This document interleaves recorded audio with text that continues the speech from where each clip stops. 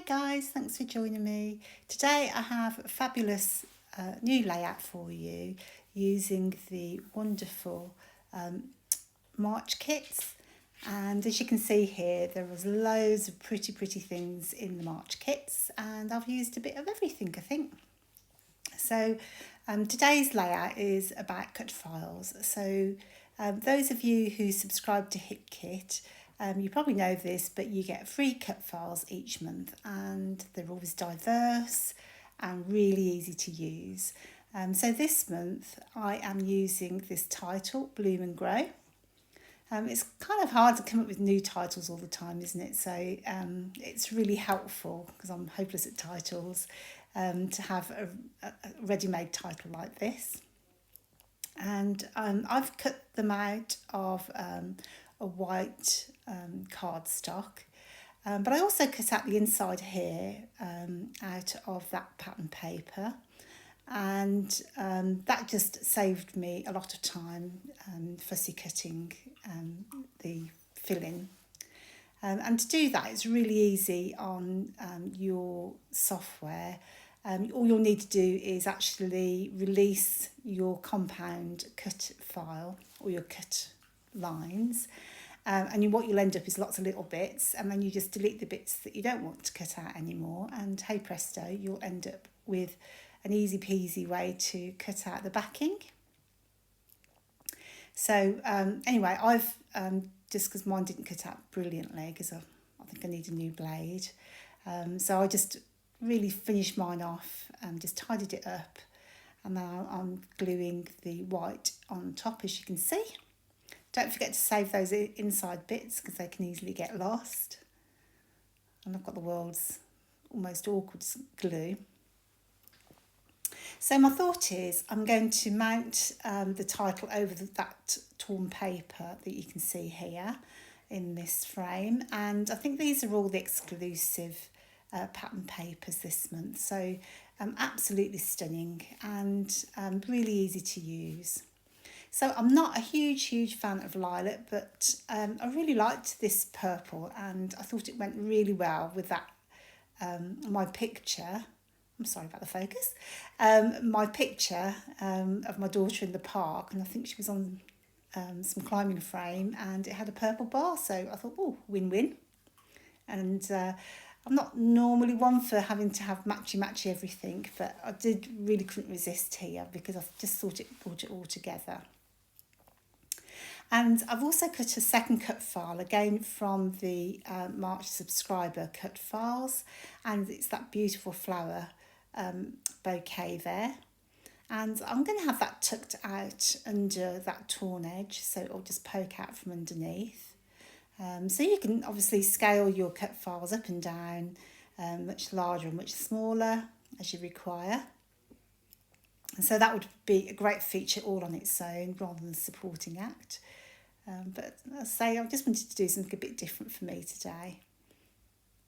So I'm just trying to decide, what pattern paper should we mask my photo onto, rather. I always find it difficult. I've just had my kit, and when you've got brand new papers that are so pretty, do you find it really hard to cut into? Because I do. I just think, and it's really silly, I know, because I have lots of papers, and you always get lots and lots in the kits, which is fabulous. So my glue is a little bit liberal, shall we say, so it just tends to move everywhere. So that's kind of more or less what I'm thinking of here. So I'm kind of laying all my photo and my key elements to the right hand side. And in the March colour kit, we got this Simple Stories stencil, which is absolutely stunning. So there are delicate little leaves, and in there as well you'll see some tiny butterflies. So my thought is I'm going to just lay some of the stencil down behind my photo area, just to add that little bit of delicate emphasis, if you like. So I did try Tattered Rose to begin with, a Distress Oxide, but it was a bit too similar to my background. So I've switched that out to Victorian Velvet. And I find with the Victorian velvet it is a kind of a dusty pink colour in the oxides, whereas I think in the distress ink I find it's a completely different colour, maybe more towards the burgundy colour. So that's one of the few things that I do find a bit different. So I'm just picking out elements of of those leaves and branches, and I'm also picking out a few of these little butterflies just to add. So in my typical fashion, I've probably covered up most of it. So my top tip for stenciling is to use a nice dense brush. That isn't a makeup brush I'm actually using, and dip it into your distress ink and then top off any excess onto some scrap paper or your messy mat, and then use a light circular motion working out to in, depending on the size of your stencil. But always do a kind of a rounded motion. That way you won't get any harsh lines. And I'm just going to add another torn edge to bring out that first torn edge. Only adhere to the paper at the very top, so there is a gap for me to tuck under there, which is one of my favourite things to do. I just love the texture it adds and the detail. It's just really simple. So I'll just add a bit of glue if my glue plays ball, which it doesn't. It's so frustrating. I find glues and adhesive the most frustrating element of scrapbooking. Never mind. So I've resorted to my 3-in-1 glue, which is messy, but never lets me down. And the nice thing is, because it's not too wet, you can use it on paper quite effectively. So if you were going to scrap lift this, when you are adding your torn edges, give them a bit of a curl and a bit of texture before tucking under your little bits and pieces. It is a favourite thing of mine to do, as I say, and I love the texture it adds to a page. And I've just used one of the die cuts. I think this is from the embellishment kit. I was just checking. Didn't mean to look that up first. And I'm just going to mount it onto some funky foam just to give it a bit of dimension. I just love hot air balloons and so on. They just give you that lovely light feeling, don't they, to a page. Now, I also decided to add some splatters. So this is the pink shimmers from the April kit, I think. Bear with me a second, I'm going to look in my cupboard. March. I'm hopeless, aren't I? So this is called Sweetheart, and it's actually a Vibes from Shimmers. And just while that's drying, I've just, as you saw there, I dipped my rounded paintbrush in and tapped that onto the background. Again, just for a little bit of texture. And while that's drying, I am just going to stick down my die cut.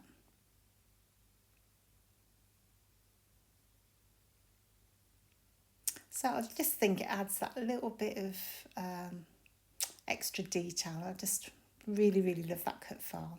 I'm definitely going to be using that one again. So now I think I can stick down. And then you'll find later on, I think, no, it still needs something else. So that's just me. I'm not very methodical, I think. I'll go backwards and forwards. So just to pop the title off the page a little bit, I do love a lot of dimension if I can. So I'm just going to mount that onto foam tape, as you can see here.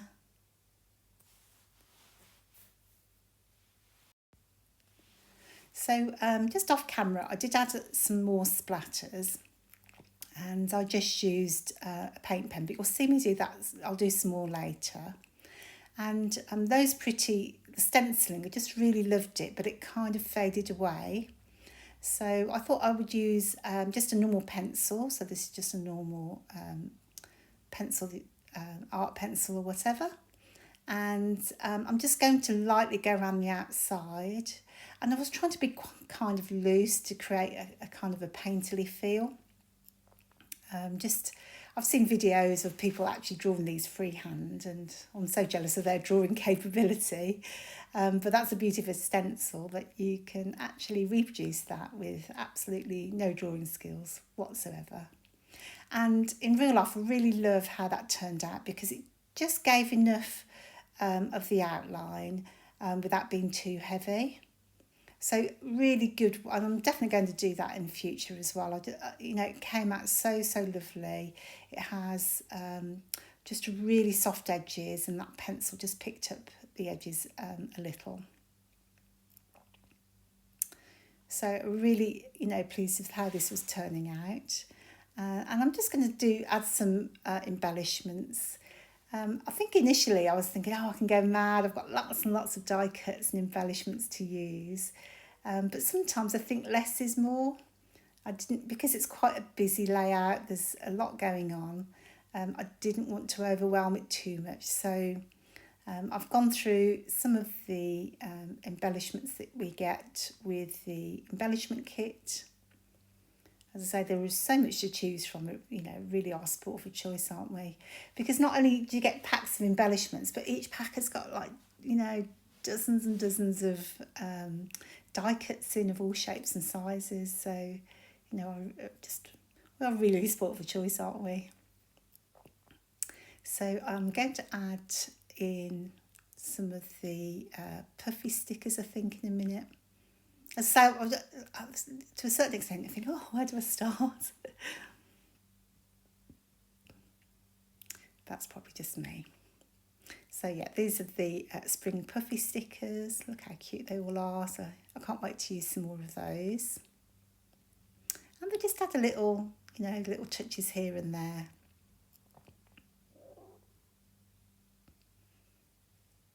And I think in the end I'll use some of the flowers just to bring a bit more detail, as you can see here.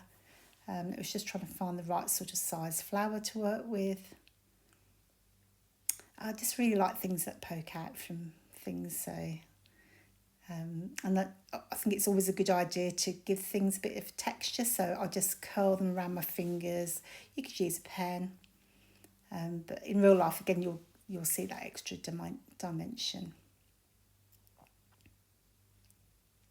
So as you know, we are working with the March and April kits all together. So that is just been like my birthday and Christmas all at once. So you'll see us making lots and lots of different things, I think, all together. And we have National Scrapbooking Day coming up on the 1st of May, and the whole design team is getting involved. So it's going to be a sketchathon. So you need to be on the Hip Kit Club group on Facebook to join in the fun. I think each design team member are doing a live intro, so you could touch base with everybody, ask questions if you want to, just pop in and say hello. And then National Scrapbook Day is always really, really busy. So I know you'll be pushed for time, but do make sure you pop in, because the layouts are stunning as always, and I'm sure you'll find lots and lots of inspiration from everybody. And it would just be nice to see, to meet everybody online. So it was really worthwhile. So I just added on those die cuts and a few little embellishments here and there. And I just wanted to add some more white splatters. So I'm using a Posca paint pen to add those. I don't know if you've seen Josephine's videos. She really loves the white splatters on her layouts. And they're so pretty. So she's really inspired me to add some white splatters to mine as well. And then I've done the same there with a black pen. That rounds everything up, and I will leave you with the close-ups. I really hope you've enjoyed it, and will join us on the 1st of May for National Scrapbook Day, or in fact it's a weekend at Hip Kit Club where you'll find lots of inspiration, and I hope to see you there. Take care. Bye.